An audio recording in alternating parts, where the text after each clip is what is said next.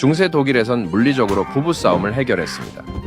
공정한 대결을 위해서 남편은 한 손에는 몽둥이를 들고 나머지 손은 고정시킨 다음 허리까지 오는 구덩이에 들어가 싸우게 됩니다. 아내는 자유롭게 움직일 수 있었으며 돌이 든 자루를 무기로 사용했죠. 결투는 상대방이 기절하거나 항복을 외칠 때까지 진행됐습니다.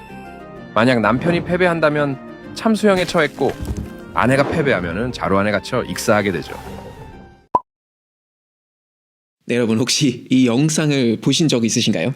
좀 깜짝 놀랐죠. 자, 결론부터 말씀드릴게요. 이것은 사실입니다.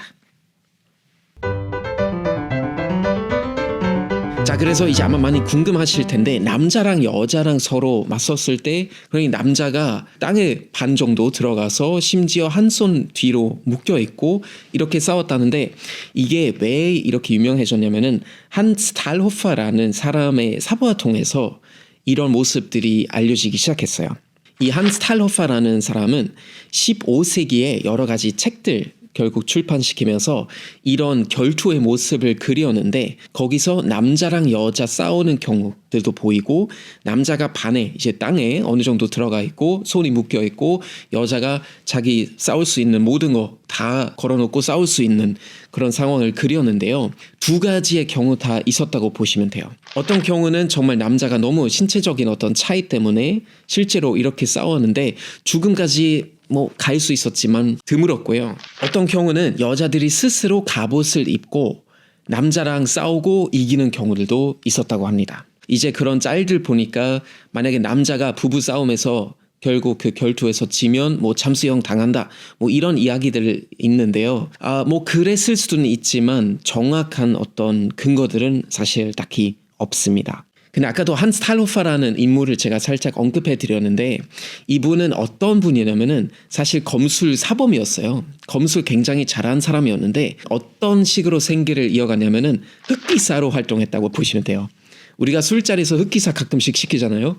근데 여기는 말 그대로 흑기사예요. 스스로 싸우지는 못하면 아니면 싸우기 싫으면 이런 흑기사한테 돈을 주고 나 대신해서 싸워라. 이런 재판 결투에서. 그럼 나가서 싸웠던 경우 있어요.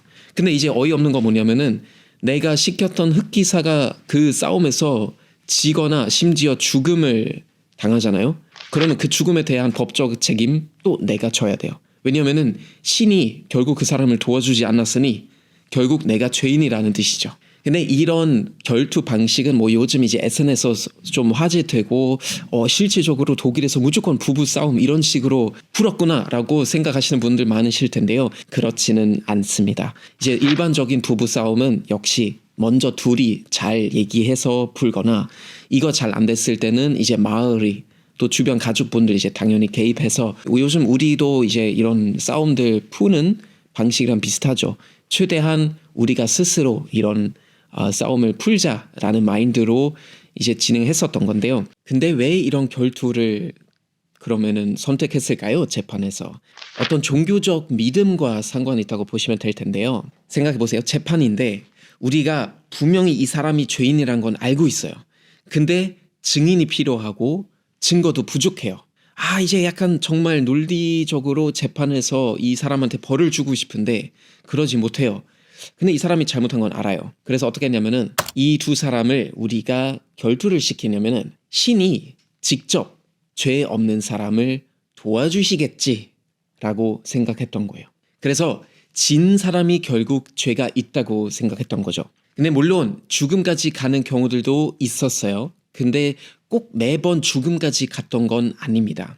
예를 들면 둘이 막 싸우다가 근데 몇 번도 맞고 칼한테도 살짝 찔려보고 돌한테도 살짝 맞아봤는데 이거 안 되겠다 싶어가지고 야 우리 말로 하자 하면서 이제 중간에 합의해가지고 결국 이 결투를 중간에 끝내버렸던 중단시켰던 그런 경우들도 있었다고 합니다.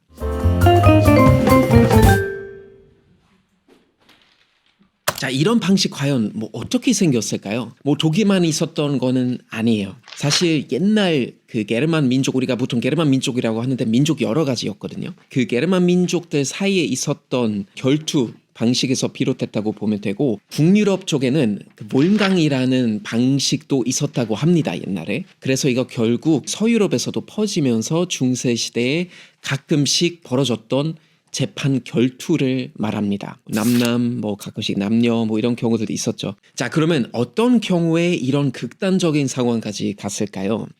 사실 매번 바로 이런 결투가 벌어지진 않았어요. 제일 중요한 조건이 뭐냐면은 중범죄여야 합니다. 즉, 뭐 강간이라든지 강도, 뭐 살인 이런 경우에 가끔씩 이런 결투들이 벌어졌는데요. 양쪽에서 어떤 합의 이루어지진 않고 증인도 부족하고 증거도 부족했을 때 보통 이런 결투가 벌어졌다고 하는데요. 정말 최후의 수단이었다고 보시면 될 거예요. 최후의 수단으로 이런 결투들이 가끔씩 벌어졌다고 하는데 재판에서 이뤄졌던 그런 결투들도 있었지만 만약에 기사끼리면은 기사끼리 서로 그런 결투 신청했던 방식도 있었습니다. 그게 뭐냐면은 장갑을 던지는 방식이었거든요. 이 장갑의 이름이 페드 한추인데요. 그래서 이런 식으로 기사끼리 그런 결투 신청을 했던 풍습이 있었는데요. 지금도 독일어에 관용어로 jemandem den Federhandschuh zu werfen 이라는 말을 써요. 그래서 누구한테 이제 결투 신청을 하고 도전을 이제 하자 서로 약간 겨루자 약간 이런 느낌의 어떤 표현을 지금도 독일어에 쓰고 있습니다.